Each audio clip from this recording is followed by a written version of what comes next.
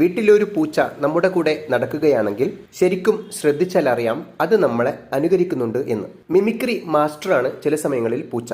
നമ്മൾ ഇരുന്നിടത്ത് നിന്ന് എഴുന്നേൽക്കുമ്പോൾ പൂച്ചയും എഴുന്നേറ്റ് ഒന്ന് സ്ട്രെച്ച് ചെയ്യും. നമ്മൾ നടക്കുമ്പോൾ നമ്മളെ ഫോളോ ചെയ്യും. നമ്മൾ ഇരിക്കുമ്പോൾ കുറച്ചു ദൂരത്തായി പൂച്ച ഇരിക്കും. എന്ന് വേണ്ട ശബ്ദിക്കുമ്പോൾ, ദേഷ്യം പിടിക്കുമ്പോൾ ഒക്കെ നമ്മളെ അനുകരിക്കാൻ ഇത് ശ്രമിക്കുന്നുണ്ട്. സയൻസ് പറയുന്നത് പൂച്ചകളുടെ ഈ സ്വഭാവം 2 ക്ലോക്കുകൾ ഒരു റിതത്തിൽ ചലിക്കുന്നത് പോലെ എന്നാണ്. ഇതവർക്ക് ജന്മന ഇൻസ്റ്റിങ്ക്റ്റിൽ കിട്ടിയിട്ടുള്ള ഒരു സ്വഭാവമാണ്. പൂച്ചകൾ സർക്കാഡിയം റിഥം, അതായത് നമുക്ക് പ്രകൃത്യാ ഉള്ള ഒരു താളം, ഇതുപോലും അവരുടെ ഉടമസ്ഥന് വേണ്ടി പൂച്ചകൾ ചേഞ്ച് ചെയ്യുന്നുണ്ട് എന്ന് ഗവേഷണങ്ങൾ തെളിയിക്കുന്നു.